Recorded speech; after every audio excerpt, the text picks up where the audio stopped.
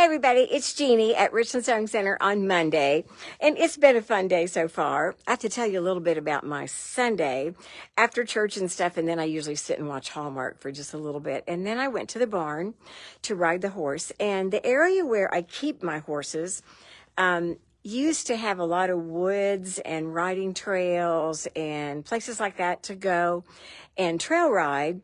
And they're now all houses in all those places. But there's one really neat park that I like to ride in off of Randall Mill Road. But I can't get to the park right now without spending a little bit of time on Randall Mill Road. And there's usually a good bit of traffic and it's kind of a curve. And so I'm a little nervous about taking the horse out there. But yesterday I thought, okay, today's the day I'm going to take the horse out there.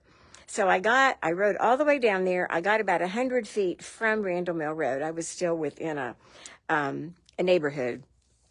And I heard this really loud sound. And it was a really loud motorcycle. Horses and motorcycles don't blend well. So then I thought, well, I'll just wait till that one gets by. Well, then here came another one. And evidently there was a rally of some sort because there was a whole bunch of motorcycles. So I had to chicken out, but I did find another area to ride, had a great ride. And then it was time to give my paint a bath. He was really dirty, and he got really sweaty yesterday. My Palomino is real prissy. And she stays really clean and really smooth and really nice. My paint, it's a little boy. He's really not a little boy, but he's a boy. Gets filthy muddy. Mud up on his ears, under his mane, and everything. And he hadn't had a soapy bath for a while. So I put the, excuse me, the shampoo on him. You know, he's really white under all that dirt.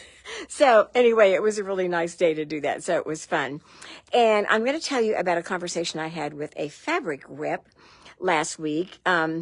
We were talking about how Joann's being gone soon because they're in the process of closing, that it's going to be difficult for some of us who like to sew garments to find some nice fabric to do garments and things, but like t-shirt knits, and most people don't sew wool here, but gabardines and linens and things like that. And Joann didn't have a terrific selection, but they did have some. And sometimes when we teach a garment class here at the store, we recommend that you get a t-shirt knit or a linen or something like that to do for a jacket or a top. And pre-quilted fabrics even, sometimes they have those because we only have quilting cottons here at the store.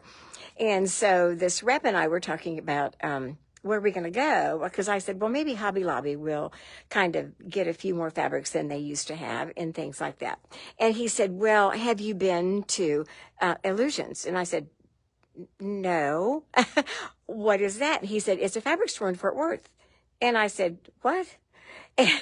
And I said, where is it a fabric store in Fort Worth? And he said, it's downtown, south of downtown. And he said, she's got all kinds of garment fabrics. And I went, you're kidding. So I got really excited. And I had to go to the doctor today, this morning. And it was off of Rosedale and 820. And I looked up the fabric store that I just mentioned, and it said it's 3 minutes from where my doctor's office was. Well, that was just a message that I needed to go there today. So I drove 3 minutes from my doctor's office after my appointment and went to this store, and it is absolutely wonderful. It's on 7th, kind of at the corner of Rosedale and 7th, but a little bit south of there, and in a charming little house. And the owner was there and was so sweet and so nice, and it was so funny because once I came in and started talking to her, she said, you're Jeannie from the 2 o'clock thing. And I was really tickled that she knew who I was. So we had a delightful conversation, and she has an amazing selection of fabrics that are mostly used for garments, not necessarily quilting fabrics, but there are Liberty of London fabrics, the lawn fabrics, and silks and linens and wools and rayons and knits, and just delightful. It was just an absolutely charming store. So I'm letting everyone know about that. I'll try and take a picture. There's a picture on the website if you look it up, and it's just really, really cute. It was really, really nice. So I want to say, if she's watching today, hi there. So just to let you know. And then today I am on a roll, determined to finish this applique Christmas quilt that I've been working on. And I asked a lot of you last week about which border you thought might be better, because the border that was designed for it, I just really wasn't very happy with. And I asked my quilt club members too, so they voted too. And we ended up deciding on the ones with the half square triangle. So I'm going to turn this around. And this is what I have done so far. So you can see the half square triangles kind of make a ribbon. We think it kind of looks like a candy cane. And I'm almost done. I've got this much more to do on the bottom. But so tell me what you think that looks like. And then there's going to be one more little light gray border on the outside of that. And then it will be done. So, but I wanted to show you, I showed this to Quilt Club, and a lot of people know about this. It's called the 8 at a time triangle square units. And this is one of the reasons I decided to do the half square triangles, because it was going to go much faster than the other block that I had with the quarter square triangles. And this works amazingly well. Whoever invented this or came up with this idea, it is just amazing. And if anybody would like this little handout, I'll be happy to give it to them. But what you do, there's a little mathematical thing down here that you figure how big you want your squares to end up, and it tells you how big to cut these squares. So mine, it ended up 7 1/4 inches. So you cut the 2 fabrics that you're going to use into, in my case, a 7 1/4 inch square. And on one of the fabrics, you draw a line corner to corner. So you kind of have an X in there. I don't know if you can see it. Mine's in red. It's kind of pale right now. And then I pin mine a little bit together, just so they won't shift while I'm sewing. Because, you know, sometimes when you're sewing down things, particularly when these edges are so close, the fabric will shift a little bit. So just by putting a couple pins in there, it helps to prevent that. And then you sew 1/4 inch on each side of those 2 lines, which is a total of 4 rows of stitching. I hope that makes a little bit of sense. And then here's the cut. It's this picture right here.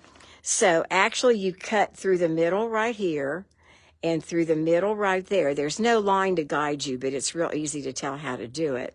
And then you cut on both of the lines that you drew. And what you get are 8 little pieces that look like this. And so then I went to the iron and ironed these open. You could iron them, press them with going one direction or open. This particular pattern had me use open seams most of the time. So I decided to go ahead and open those. And once you get those all pressed, then you sew them together into sets of 2. And so I would take this one against this one. And can you see how the green fabrics touch? And then when I do the next one, I'm going to kind of flip this around, the red fabrics would touch. And that's how you end up kind of with that candy cane or ribbon type of effect. So you sew those together and then press those seams open. And I've got a few more over here just to show you. That's what this is. These have been sewn together, but they're not pressed yet. So they're waiting to be pressed. And then I'll finish with the other ones that I have over here. And then look at this. I was so excited because the one thing I worried about, I actually changed the size of this quilt a little bit from what the pattern was. And then I measured the sides to make sure. And look how nice the corners are coming out. They're coming out just exactly right. So each row has fit exactly onto the side where I put it. I was ready to make some adjustments in case it didn't. And I was like, you know, this is just perfect. It worked out just really well. So tell me what you think. Maybe tomorrow I will have that last border on there to be able to see that. But if any of you have any questions about how to do this 8 at a time, you probably could Google it and find out how to do that. But I'm happy to give anybody a copy of that. We do have... I have a Learn to Quilt class tonight. This is their 3rd class. And then tomorrow morning's class got canceled. We didn't have enough. That was for the Flying Geese. Tomorrow evening is the 60-degree runner. And there's only 2 people in that. And I really would like to have at least one more. So if any of you have been thinking about the 60-degree runner, let me know.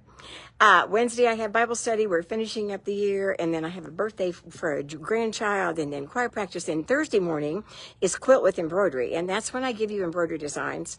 And we make them fit into quilt squares, which I will provide for you.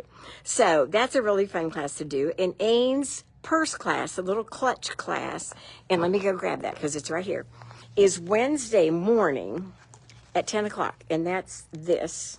And there's the embroidery design. So that class is Wednesday morning at 10. Somebody said I'd been announcing it at the wrong time, so I apologize.